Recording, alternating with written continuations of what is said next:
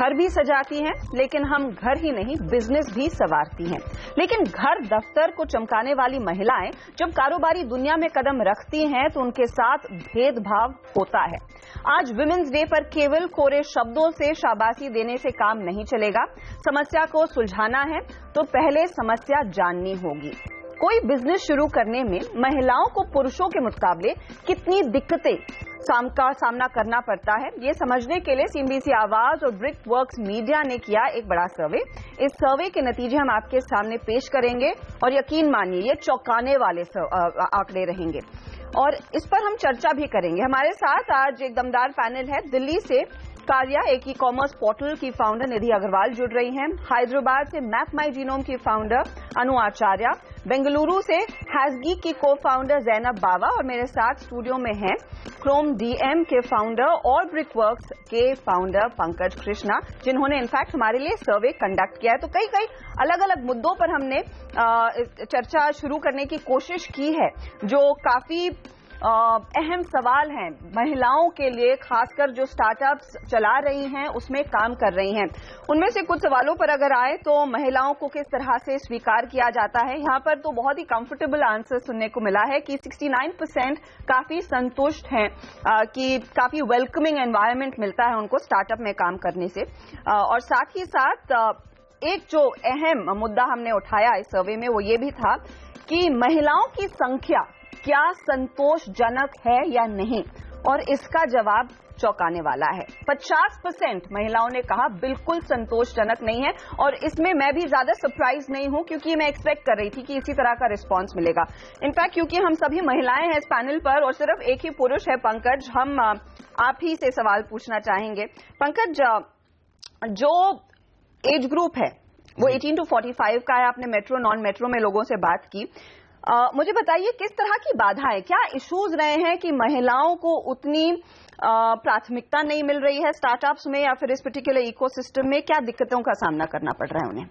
I think good evening everyone. I think there are lot of factors. इसमें ज्यादातर factors जो generally रहता है that is gender discrimination. That is the biggest factor that came into the survey.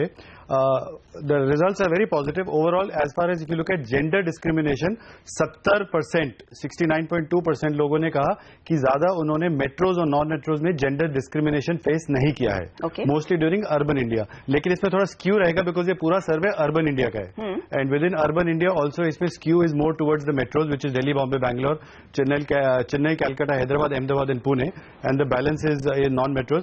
So 70% of the respondents are happy as far as gender discrimination is concerned. However, the other bigger concerns are the representation. महिलाओं और पुरुष का कितना representation है startups में. So you will see a major skew towards men. So if you were to do a calculation of the total number of startups, कितना startups हुए हैं पिछले एक साल में, लगभग 19,000 startups रही हैं, जिसमें से almost 83% startups have been founded by men. Okay, मैं उस पॉइंट पर अब हमारी एंटरप्रेन्योर्स को लाना चाहूंगी। ऐसा क्यों है कि महिलाओं की कमी है? क्या वो लाइमलाइट में नहीं है कि वाकई में महिलाएं कतरा रही हैं अपना खुद का कारोबार शुरू करने से? अनु, ये सवाल पहले आपसे मैं लेना चाहूंगी। असल में बात यह है कि जो महिलाएं जब कॉलेज से निकलती है तो काफ़ी सारी ड्रॉप आउट कर जाती है। तो अभी नंबर जो वर्क प्लेस में एटलीस्ट मेट्रोज में जो है वो कम है, नंबर वो बढ़ रहा है। हर साल हम देखते हैं कि वो बढ़ रहा है। तो जैसे जैसे वो वर्कफोर्स इंक्रीज होगा, जैसे हमारे और एंटरप्रेन्योर्स आएंगे इस एरिया में। लेकिन सच बात यह है कि महिलाओं को जब दिक्कतें, काफ़ी सारा उनको टाइम स्पेंड करना पड़ता है, और जब साथ में एक स्टार्टअप के लिए इतना एफर्ट जब लगाते हैं और अगर थोड़ी उनको डिस्क्रिमिनेशन की वो आ जाती है तो फिर वो काफ़ी लोग वो बैकआउट हो जाते हैं। तो ये एक मुझे लगता है कि काफ़ी बड़ा एक प्रॉब्लम होता है काफ़ी लोगों के लिए।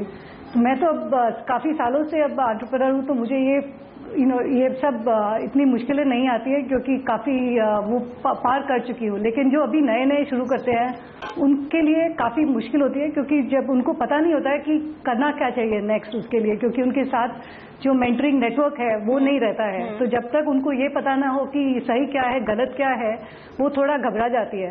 तो मुझे ये लगता है कि एक तो हमें नंबर इंक्रीज करना पड़ेगा, जो शुरू में जो हम जब लड़कियां कॉलेजेस से बाहर आती है या उनको कुछ शुरू करने होता है, उनके लिए उनको थोड़ा सा उत्साहन देना चाहिए। और साथ में ये भी करना चाहिए कि एक नेटवर्क होना चाहिए, ताकि उनको ये ना लगे कि अगर कुछ उनको घबराहट होगी कोई भी चीज पे, क्योंकि एंटरप्रेन्योरशिप मुश्किल काम होता ही है, तो उनको थोड़ा सा अगर सहायता मिल जाए तो अच्छी होती है। ओके, नेटवर्क बिल्ड करने की जरूरत है। इनफैक्ट पंकज बताइए, क्या वो इश्यूज हैं, 4 बड़ी बाधाएं इनफैक्ट आपने हाईलाइट की हैं, वो कौन कौन से एरियाज है जहां पर महिलाओं को, लड़कियों को दिक्कतें हो रही हैं अपना खुद का कारोबार शुरू करने के लिए?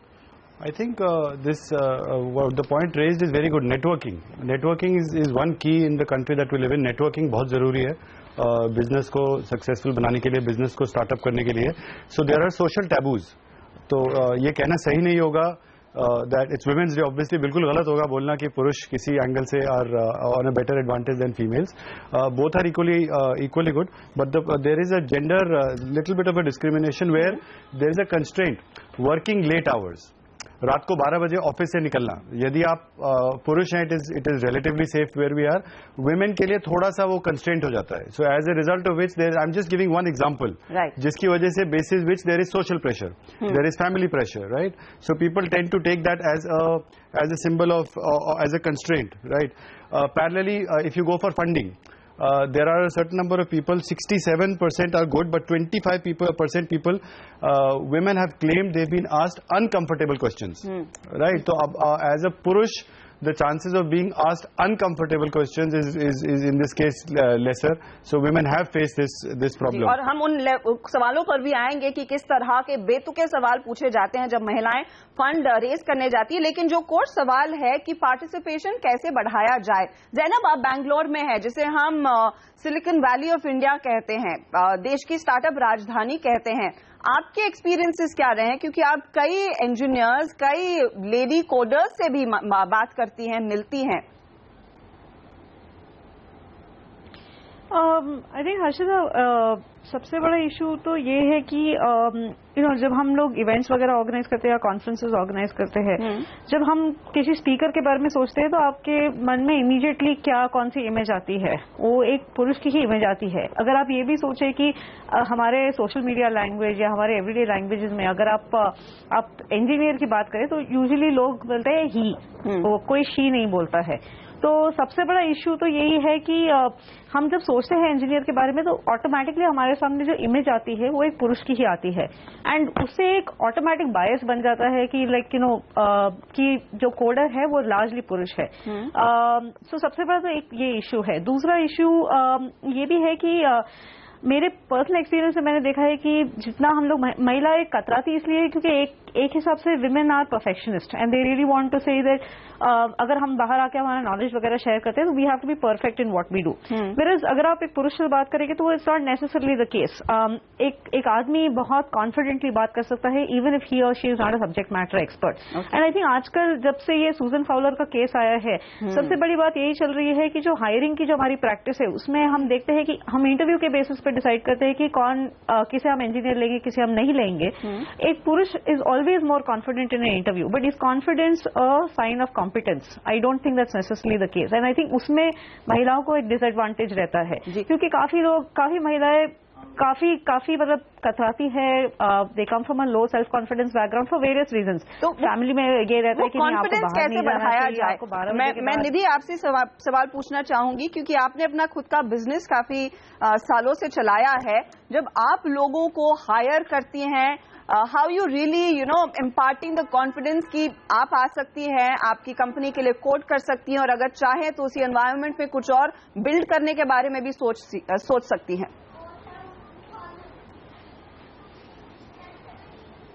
जब हम लोगों को कार्या में इंडक्ट करते हैं तब हमारे 4 बेसिक ऑर्गेनाइजेशन फंडामेंटल्स हैं जिनको हम अपने कोर वैल्यूज मानते हैं. उनमें से सबसे पहला और सबसे बड़ा कोर वैल्यू यही है कि आप कार्या को तब ज्वाइन करें जब आपको लगता है कि कार्या आपके लिए कुछ कर सकता है और आप कार्या के लिए कुछ कर सकते हैं. सो बिलीफ एक बहुत बड़ी एस्पेक्ट है जिसको हम वैल्यू देते हैं और एक्चुअली इनकरेज करते हैं। मैं हमेशा अपनी टीम को यही कहती हूँ कि आप मुझसे अपना काम ज्यादा अच्छे से कर सकते हैं, इसीलिए आप यहाँ पर हैं। इसीलिए आप प्लीज वो करें जो आपको बेस्ट लगता है आपके फंक्शन के लिए, एंड मैं यहाँ आपको इनेबल करने के लिए हूँ। राइट, सो सीईओ होने के नाते मेरा काम यही है कि मैं अपनी टीम को ऐसे सिलेक्ट करूं जो अपने फंक्शंस को एकदम फ्रंट से लीड करें, इनोवेट करें, क्वेश्चंस पूछे अपने आप से, अपनी टीम से और मुझसे भी, और मुझसे वो सहायता या वो इनेबलमेंट मांगे जिनसे वो अपना काम और भी बेटर कर सके। मुझे यहाँ पर एक छोटा ब्रेक लेना होगा, लेकिन ज़ैनब ने एक मुद्दा उठाया सूजन फाउलर का। ये एक कोडर थी, एक इंजीनियर थी जो ऊबर में काम कर रही थी, और ये सिलिकॉन वैली की बात है, और उनका एक्सपीरियंस बिल्कुल अच्छा नहीं था। उन्होंने एक बड़ा लेख भी लिखा था, एक ब्लॉग में लिखा था कि किस तरह से ऊबर जैसी कंपनियां डिस्क्रिमिनेट करती हैं। तो ये सिर्फ भारत की प्रॉब्लम नहीं है, ये शायद दुनिया भर की प्रॉब्लम है, लेकिन इसको एड्रेस करना और यहाँ पर एक तरीका निकालना, रास्ता निकालने की जरूरत है। इस पर आगे चर्चा करेंगे जरूर, लेंगे एक छोटा सा ब्रेक और लौटेंगे। अंतर्राष्ट्रीय महिला दिवस पर हम एक खास सर्वे लेकर आ रहे हैं CNBC आवाज पर, जो हमने ब्रिक वर्क मीडिया के साथ आयोजित किया, और यहाँ की फाइंडिंग्स काफी चौंकाने वाली हैं।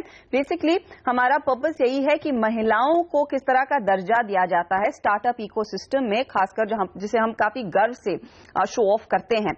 अब तक हमने देखा है जो भी यूनिकॉर्न है वो ज्यादातर मेल ही हैं। एक ही यूनिकॉर्न का नाम आता है शॉपक्लूज में, राधिका अग्रवाल, और वो इकलौती शायद एक यूनिकॉर्न फाउंडर रहेंगी। लेकिन हमारे साथ कई एंटरप्रेन्योर्स हैं और उनसे हम कोशिश कर रहे हैं ये जानने की क्या इश्यूज हैं। एक हमने सवाल उठाया था कि क्या महिला फाउंडर्स को गंभीरता से लिया जाता है, और लेडीज मैं आपको बता दूं 41% हमारे रिस्पोंडेंट्स ने कहा नहीं, और एक स्ट्रेट आंसर है कि बिल्कुल सीरियसली नहीं लिया जाता। 39% कह रही कि हाँ सीरियसली लिया जाता है, और 20% are in that may be category undecided. Anu, दिक्कतें क्या हैं, वो कौन से पॉइंट्स हैं जिसको लेकर लोग कन्विंस नहीं है कि एक महिला कारोबार चला पाती है? आई थिंक जैसे अगर हम पीछे पुराने जमाने में देखें तो पहले जो महिलाएं पहले जो बिजनेसेस में आती थी तो वो नेम सेक वाली डाले जाते थे। तो आई थिंक वहां से एक तो बायस वहां से शुरू हो गया। दूसरा ये है कि अभी जब कोई जाती है तो उनको ये भरोसा नहीं होता है, क्योंकि उन्होंने उस टाइप की लोगों को देखा नहीं है पहले सक्सेसफुल होते हुए। तो जैसे अगर कोई इन्वेस्टमेंट के लिए जाए तो उनको एक ऐसा उनके मन में एक मॉडल रहता है कि इस टाइप के लोग सक्सेसफुल होंगे। तो इसीलिए ऐसे होता है कि जब कोई महिला जाती है और उनको थोड़ा सा अजीब, वो थोड़े अलग से वो क्वालिफिकेशन से आती है, वो उसका जेंडर अलग होता है। तो आई थिंक एक तो वो नेचुरल बायस रहता है जिसको हमें जब तक ज्यादा नंबर्स नहीं आएंगे तब तक ये चेंज नहीं होगा। तो ये इनहेरेंट बायस है, क्योंकि पहले से जो लोगों ने देखा है उनके दिमाग में वो कंडीशनिंग हो चुकी है। दूसरा ये है कि आई थिंक जो जितने लोग आते हैं उनको ये देखना होगा कि ये जब महिलाएं आती है तो उनको पहले कुछ सक्सेसफुल बना के देखना, मतलब पहले उसको कोई हद तक लेके जाना होगा उस वेंचर को, तभी उनको सीरियसली लिया जाएगा। लेकिन अगर सेम क्वालिफिकेशन से कोई लड़का है तो शायद उसको चांस मिल जाएगा शुरू में ही। तो ये बायसेस की वजह से है। और दूसरा ये है कि इतने नंबर्स नहीं है अपने जो ऑलरेडी सक्सेसफुल हो चुके हैं। तो जब से ये नंबर चेंज हो जाएंगे तब थोड़ा ये बायस चेंज हो जाएगा। मुझे ज़ैनब, क्योंकि आप इनफैक्ट हैज़गी कई इवेंट्स आयोजित करता है, मुझे बताइए महिला कोडर्स या इंजीनियर्स की संख्या क्या है? कितने लोग सामने आकर अलग अलग काम करने को तैयार हैं? Are they really forthcoming to work on different projects? I think that's not a problem. I mean, issue ये नहीं है कि people are not willing to come forward and work on projects. The question is how much is the hiring, how much is HR willing to give responsibility, or how much is your management willing to give you responsibility. Like कल मैं किसी से बात कर रही थी और वो बता रहे थे कि अरे ये महिला इनिशिएटिव नहीं लेती है तो इसलिए हम उनको प्रमोट नहीं कर सकते हैं। लेकिन अगर आप देखें तो उन्होंने जो भी काम किया है वो इतनी अच्छी तरह से किया है कि आप उनको प्रमोट इसलिए नहीं कर रहे क्योंकि आप उनको ऑलरेडी एक लोअर पोजीशन में रख रहे हैं। सो अगर आप उनको लोअर पोजीशन में रख रहे हैं और फिर आप कह रहे हैं कि वो इनिशिएटिव नहीं ले रही है, तो आप एक ऑटोमेटिक बायस इंट्रोड्यूस कर देते हैं कि महिला इनिशिएटिव नहीं ले पाती है। हमारे यहाँ जब हमने लास्ट ईयर डिस्कशन किया था विमेन इन टेक के बारे में, एक इंजीनियर आई थी ओला से जो कह रही थी कि मुझे कोई लैक ऑफ सेल्फ कॉन्फिडेंस नहीं है कि मैं अपना काम इतनी अच्छी तरह से कर सकती हूँ, just like my male colleagues can do. लेकिन अगर आप उनकी आज सिचुएशन देखें तो उनके अगेंस्ट जो प्रमोशन बायस है वगैरह, जब उनको like they just not like allowed to climb up the ladder, then what do you just fall out because you are demotivated. True. वक्त हो रहा है एक छोटे से ब्रेक का। आपने ओला मेंशन किया और इनफैक्ट मैं एक रिपोर्ट भी पढ़ रही थी कि ओला में बहुत कम महिलाएं काम करती हैं। आप बात कर रहे हैं एक यूनिकॉर्न की जो उबर जैसी कंपनी को टक्कर दे रहा है और महज 5% महिलाएं होंगी शायद उस टीम में, जो इस कंपनी के फाउंडर को इस पर जोर देना चाहिए और बदलने की जरूरत। हम लेंगे एक छोटा सा ब्रेक। इनफैक्ट पंकज से कुछ और इंसाइट्स लेंगे जरूर और फाइंडिंग्स पर। आप बने रहिए सिंधी से आवाज के साथ।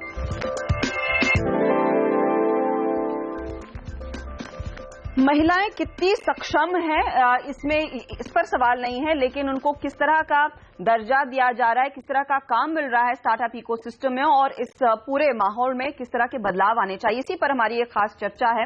हमारे साथ है जैनब बावा, अनु आचार्य, निधि अग्रवाल और पंकज कृष्णा। इनफैक्ट हमने 3 एंटरप्रेन्योर्स के पॉइंट सुने हैं महिला होने के नाते, वो कैसे इस चीजों को पर्सपेक्टिव में लेती हैं। पंकज, इनफैक्ट क्रोम डीएम के फाउंडर आप खुद हैं, ब्रिक्स मीडिया के फाउंडर आप खुद हैं। महिलाओं को लेकर आपकी कंपनी में किस तरह की स्थिति है? मेरे ख्याल में ज्यादा प्रेफरेंस दी जा रही है इस समय या नहीं? I think it's completely dependent on departments and the skill sets that mails and female come with. Just to give you a perspective, पहले तो we are the largest research firm today. We are present in 3,300 towns and 2,15,000 villages से data आता है। अब जो data आता है उसमें जो फील्ड स्टाफ है which is mostly male skewed, mostly 100% male skewed. So there are some 650 people on the ground जो फील्ड से डेटा उठाते हैं वो मोस्टली मेल्स रहते हैं। दूसरा कॉल सेंटर्स हैं। Call centres is where the data comes through telephone, comes through the servers, comes through the net. वहाँ पे almost 90% females क्यों है? Because females are more committed, they are more patient, they tend to be more. Data crunching कौन करता है? Data analysis का आंकड़ा बताइए। Equal skew. There is a completely equal skew between males and females, right? Both males and females are doing a good job. On the corporate sector, which is marketing, research, data crunching, MIS, they are all equal skews. In fact, one thing which is very interesting to state here, that for both the brands, Chrome Data Analytics and Media and Brickworks Media, both the brands are pretty much led by females. So Brickworks Media is led by a lady called Harjinder Kaur. Brickworks Media, which has done the survey, is led by Pooja Srivastava, both females, leading a team of males. Pankaj, point taken. लेकिन ये जो 2-3 चीजें पंकज ने ली है, कही है कि research, marketing, communication, ये एरियाज हैं जहां पर महिलाओं को तो पहले से ही ब्रैकेट किया गया है। ऑफ कोर्स डेटा एनालिटिक्स में I am glad to hear it's an even number 50-50 male and women ratio in his company. लेकिन निधि, मैं आपसे ये समझना चाहूंगी सॉल्यूशंस कैसे हैं, कहां पर हैं, कैसे इस माइंडसेट को तेजी से बदला जाए ताकि महिलाओं का भी कंट्रीब्यूशन जो स्टार्टअप इकोसिस्टम में काफी अच्छा है और ज्यादा है उसकी भी प्रशंसा हो।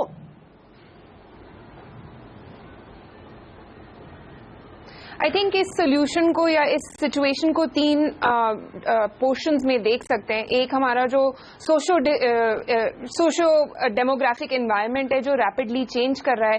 क्लियरली ज्यादा से ज्यादा वुमेन अब मास्टर्स और ग्रेजुएट प्रोग्राम्स के लिए जा रही हैं, करियर्स डेवलप कर रही हैं अपने आप के लिए। वो अगर हम उस चीज को हटाएं तो दो चीजें जो रह जाती हैं, एक ये कि आपका घर, आपका बॉस, आपकी बॉस, आपकी टीम और एक आप खुद, right? So as far as घर इज कंसर्न, मैं जेन्युइनली आशा करती हूँ कि इंक्रीजिंगली फैमिलीज जिनकी बेटियां हैं, मॉम्स हैं, बहनें हैं, वो अपने women with in the house hold को इनकरेज करें कि वो इंडिपेंडेंट रहें financially, education wise and even emotionally, right? उस बढ़ावे के साथ ही वो ऑफिस एक पॉजिटिव स्टेट ऑफ माइंड से एंटर करेंगी।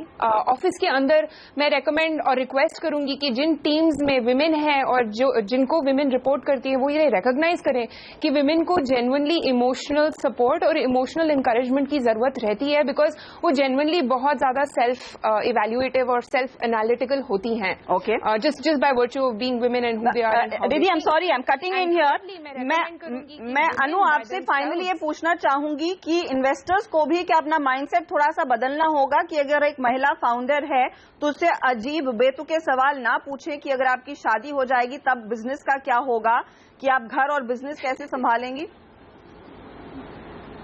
बिल्कुल, ये तो बिल्कुल पूछने के क्वेश्चंस होते ही नहीं है, क्योंकि अगर आप इन्वेस्टमेंट के लिए जा रहे हैं तो आपको इन्वेस्टमेंट के बारे में पूछना चाहिए कि बिजनेस को आप कैसे बढ़ाएंगे, या उस सेम क्वेश्चन पूछने चाहिए जो एक पुरुष को पूछा जाता है। तो ये जो डिस्क्रिमिनेशन होता है, जो जिस तरह के सवाल पूछते हैं, ये या तो हम एंटरप्रेन्योर को पूछ रहे हैं या फिर कोई जो जॉब एप्लीकेंट को पूछे, तो उसमें भी मुझे ये गलत बात लगती है। तो ये कल्चर हमको जो इकोसिस्टम है वो चेंज करना पड़ेगा, इंटरनली भी कंपनीज में चेंज करना पड़ेगा, और ये इकोसिस्टम जो यानी कि बड़े बदलावों की जरूरत है, और शायद वो पहला बदलाव अपने खुद से शुरुआत करें, घर पे हो, अपने ऑफिस में है, और ऑफ कोर्स जिन लोगों से आप लोग बातचीत भी करते हैं उसमें हो। और मैं उम्मीद कर रही हूं कि अगली बारी जब हम आपसे बात करें इस तरह का माहौल ना हो, ज्यादा से ज्यादा महिला एंटरप्रेन्योर्स आगे आए, अपना कारोबार शुरू करें, और बहुत कम पेन पॉइंट्स हो। बहुत बहुत शुक्रिया आप सभी का हमारे लिए समय निकालकर इस खास चर्चा में जुड़ने के लिए। नमस्कार।